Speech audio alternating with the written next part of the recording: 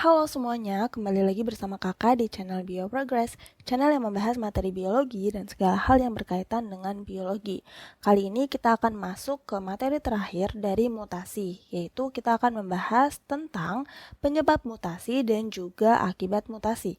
Nah, untuk penyebab mutasi kita akan belajar tentang jenis-jenis mutagen, dan juga untuk akibat mutasi kita akan belajar tentang kelainan pada manusia akibat adanya mutasi dan juga mutasi dalam mekanisme proses evolusi.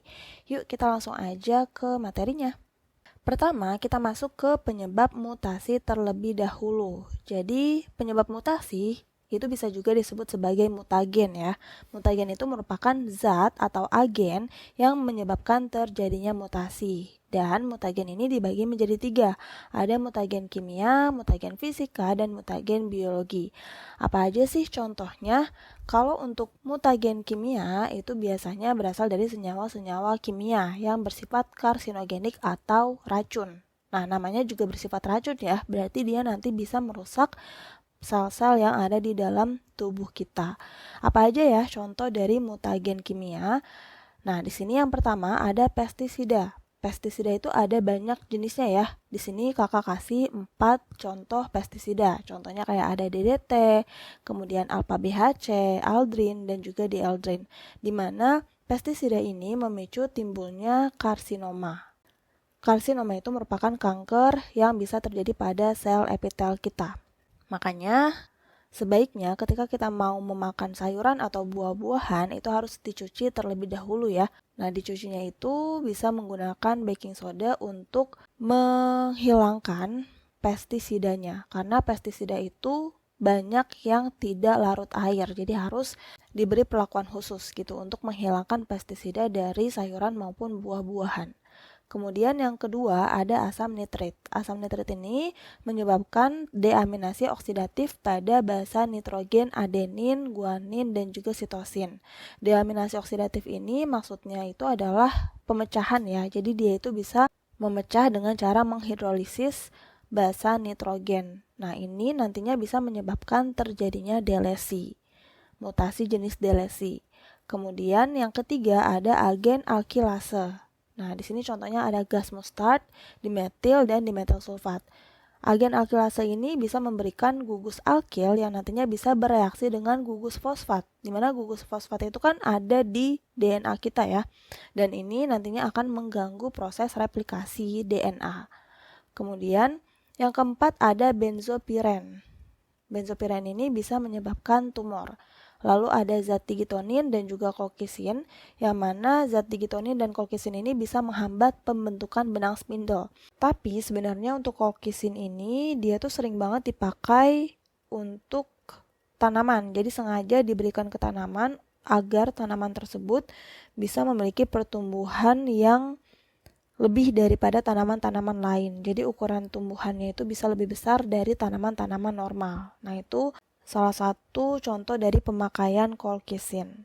Tapi tetap saja untuk pemakaian kolkisin ini ada aturannya tersendiri ya, jadi tidak berlebihan. Kemudian ada akridin. Akridin ini bisa menyebabkan pita DNA menjadi kaku dan patah.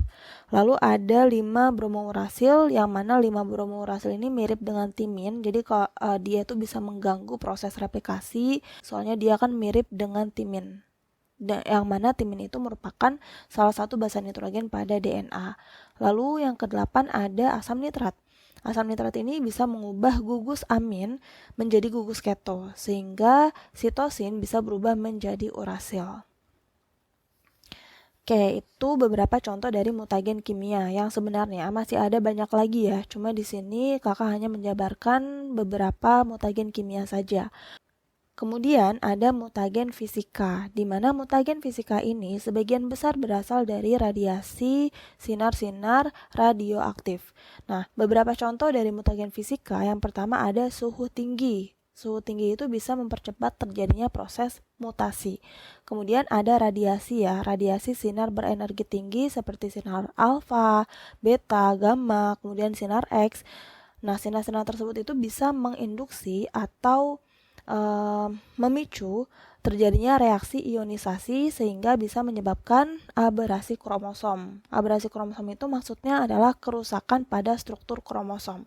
Jadi kalau struktur kromosomnya rusak berarti nanti terjadi mutasi kromosom. Gitu ya. Kemudian yang ketiga ada sinar UV. Sinar UV dari matahari pun itu bisa menyebabkan terjadinya kanker kulit. Jadi sekarang ini kan kita disarankan untuk memakai sunscreen ya kalau misalnya kita mau keluar. Nah itu untuk mencegah terjadinya penyerapan berlebihan terhadap sinar UV. Kemudian ada mutagen biologi. Nah, mutagen biologi ini bisa berasal dari asam nukleat yang dimiliki oleh virus maupun bakteri. Nah, jadi pokoknya agen-agen biologi atau makhluk hidup yang bisa menyebabkan terjadinya mutasi, nah itu bisa kita sebut sebagai mutagen biologi. Dalam hal ini virus juga termasuk ya, walaupun virus itu bukan sepenuhnya makhluk hidup, tapi dia termasuk ke dalam mutagen biologi. Nah, sekarang kita lanjut ke akibat mutasi. Jadi, apa aja sih efek mutasi yang bisa terjadi di tubuh seseorang? Nah, di sini ada beberapa sindrom ya. Umumnya akibat mutasi itu, terutama mutasi kromosom ya, itu bisa menyebabkan kelainan pada manusia, di mana kelainan tersebut dapat berupa sindrom. Di sini kakak jabarkan ada 10 sindrom ya. Sebenarnya ada lebih dari 10, cuma di sini yang mau kakak beritahu itu ada 10. Yang pertama sindrom Klinefelter, kemudian sindrom Turner, sindrom wanita super, sindrom Jacob, sindrom Y, hermaprodit, kemudian sindrom Patau, sindrom Edwards, sindrom Down, dan juga sindrom Wolff. Kita coba lihat dari yang pertama dulu, ada sindrom Klinefelter. Nah, sindrom Klinefelter ini adalah sindrom pada manusia yang memiliki 47 kromosom. Jadi kromosomnya itu lebih satu ya. Kan harusnya normalnya ada 46 kromosom. Di sini justru ada 47 kromosom. Di mana terdapat kelebihan satu kromosom pada kromosom seks. Jadi kromosom seks itu kan harusnya XX atau XY saja ya. Nah, kalau untuk penderita sindrom Klinefelter, dia punya kromosom seksnya adalah XXY. Nah, kalau seperti ini jenis kelamin seperti apa? Jenis kelaminnya adalah laki-laki. Jadi selama dia memiliki kromosom Y, jenis kelaminnya pasti laki-laki. Cuma karena dia punya kromosom X-nya 2, jadinya dia memiliki beberapa ciri perempuan juga. Contohnya seperti payudaranya berkembang, kemudian biasanya dia mengalami pengecilan testis. Jadi untuk organ kepriaannya itu justru tidak berkembang dengan baik ya. Kemudian steril ya, atau tidak bisa memiliki keturunan. Oke, itulah sindrom Klinefelter. Jadi tadi sindrom Klinefelter itu kelebihan satu kromosom ya. Karena dia kelebihan satu kromosom berarti bisa kita sebut sebagai trisomi. Nah, di video sebelumnya kan kita sudah belajar tentang mutasi kromosom ya. Kan ada ya mutasi kromosom untuk aneuploid, itu ada beberapa macamnya. Salah satunya adalah trisomi, yang mana trisomi itu berarti dia kelebihan satu kromosom. Kemudian yang kedua ada sindrom Turner. Sindrom Turner ini terjadi pada manusia yang memiliki 45 kromosom. Nah, jadi kalau sebelumnya kelebihan, sekarang kekurangan. Harusnya normalnya itu kan ada 46 ya. Nah, untuk sindrom Turner itu dia punya kariotip 44A plus X. Nah, jadi ini jenis kelaminnya adalah wanita ya, karena nggak ada kromosom Y-nya. 44A plus X adalah seorang wanita, kemudian ciri yang dia miliki adalah ovariumnya tidak tumbuh, lalu mandul dan memiliki bagian leher yang bersayap. Gitu. Jadi kayak ada semacam kulit gitu ya di pinggir-pinggir kulit lebih gitu di pinggir-pinggir lehernya. Nah, karena dia kekurangan satu kromosom, berarti kita bisa sebut sebagai monosomi. Lalu ada sindrom XXX atau wanita super. Sesuai namanya ya, sindrom XXX. Jadi dia punya 3 kromosom seks atau kelebihan satu kromosom, sama kayak Klinefelter tadi. Ini adalah jenis mutasi kromosom untuk trisomi. Nah, cirinya adalah seorang wanita pasti ya, karena dia nggak ada kromosom Y.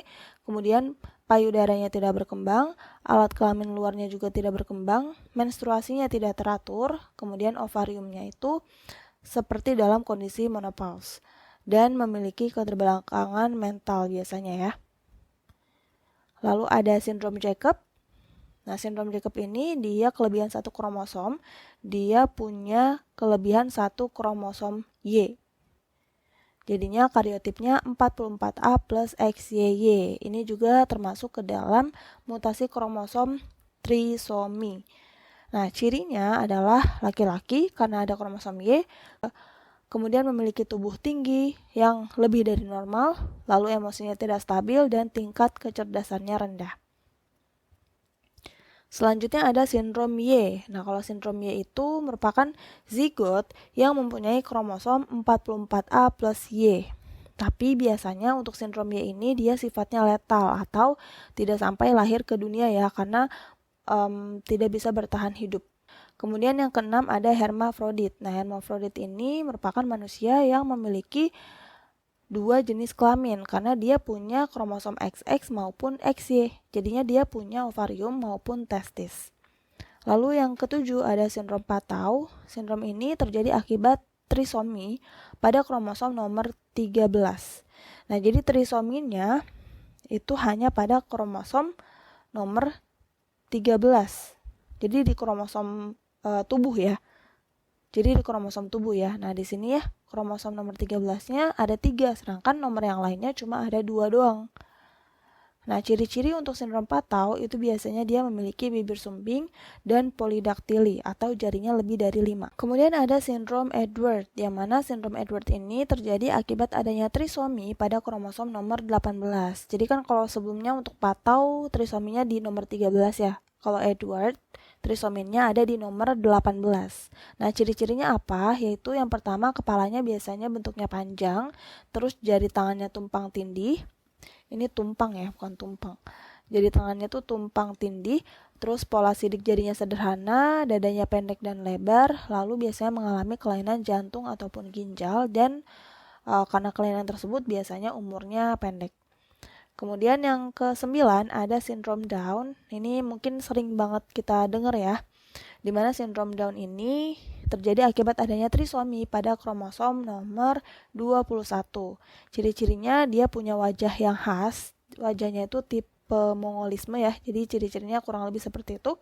Wajahnya khas banget. Biasanya kalau kita lihat seseorang, kita lihat wajah orang yang menderita sindrom Down, kita tahu bahwa dia itu menderita sindrom Down.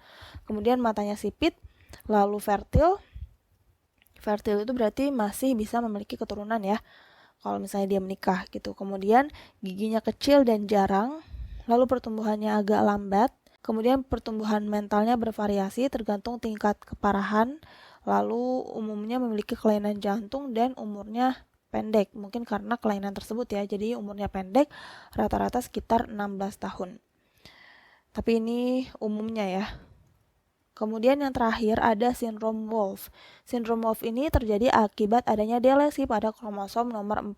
Jadi di kromosom nomor 4, kromosomnya tetap sepasang, cuma terjadi pemotongan atau kehilangan bagian kromosom gitu. Jadinya kromosomnya bisa lebih pendek daripada kromosom normal.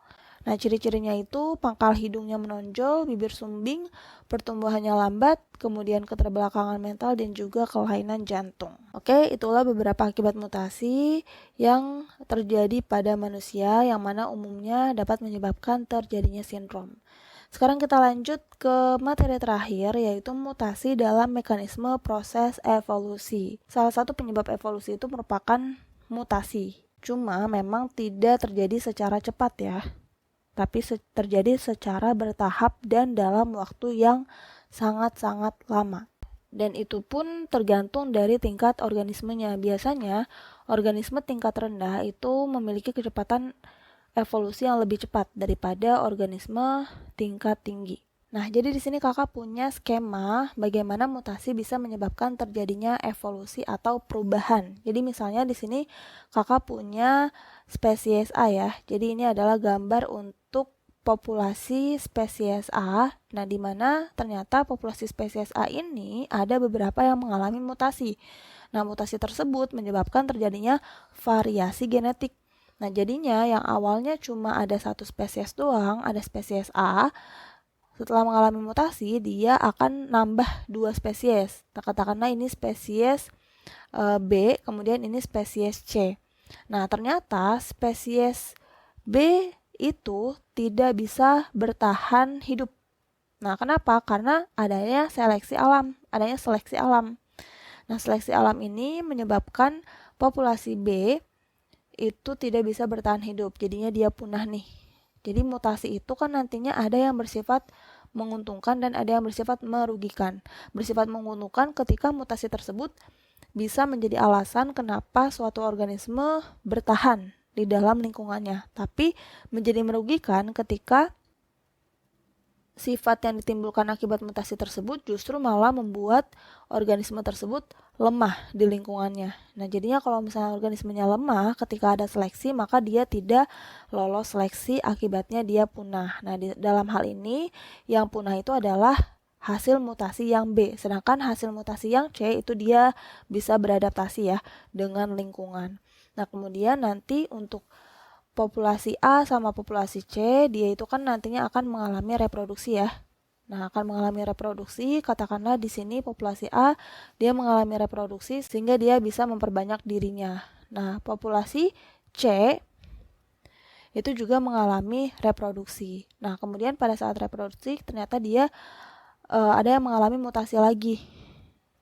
Gitu ya. Jadinya di sini kita punya spesies baru ya, spesies D. Di mana spesies D ini berasal dari mutasi spesies C. Nah, terus di sini kakak silangin nih ceritanya. Kakak silangin menandakan bahwa spesies A, nah ini kan tadi spesies A ya. Spesies A itu ternyata dia tidak bisa bertahan hidup di lingkungannya ya. Ketika ada seleksi lagi, ternyata spesies A ini punya sifat yang justru membuat dia tidak bisa bertahan hidup di lingkungannya. Tapi spesies D sama C itu bisa bertahan hidup ya, karena kan dia punya dia kan hasil dari mutasi, berarti ada sifat yang diubah gitu ya, ada sifat yang diubah dari sebelumnya. Nah, ternyata ketika seleksi, spesies D sama spesies C itu bisa bertahan dan mereka melakukan reproduksi sehingga bisa memperbanyak dirinya. Nah, jadinya di sini pada akhirnya yang bertahan itu adalah spesies D dan spesies C. Nah, kalau kita lihat dari atas, awalnya itu kan spesiesnya cuma satu ya, yaitu spesies A saja. Tapi ketika dia mengalami mutasi dan mengalami seleksi alam, ternyata yang bisa bertahan itu adalah spesies D dan spesies C. Sedangkan untuk spesies yang awalnya itu justru dia sudah hilang. Nah, inilah mekanisme dari evolusi akibat mutasi. Jadi mutasi itu bisa menyebabkan yang tadinya spesies A yang ada di lingkungan tersebut sekarang berubah menjadi spesies D sama C. Yang mana spesies D sama C itu berarti kan mirip ya, mirip-mirip dengan spesies A karena mereka pun asalnya dari spesies A yang mengalami mutasi. Gitu. Tapi karena spesies A tidak bisa bertahan hidup, jadinya yang bisa kita lihat sekarang adalah spesies D sama spesies C. Gitu. Oke, nah itulah materi kita untuk hari ini. Jadi hari ini kita sudah belajar tentang agen penyebab mutasi, yang mana tadi agennya ada 3 ya. Ada kimia, fisika, sama biologi. Kemudian kita juga belajar tentang akibat mutasi, yang mana akibat mutasinya itu kebanyakan dapat menyebabkan sindrom kalau pada manusia. Kemudian dan yang terakhir ini mutasi dalam mekanisme proses evolusi. Oke, sekian untuk materi kita hari ini. Semoga membantu. Tetap semangat belajarnya dan sampai jumpa di video selanjutnya.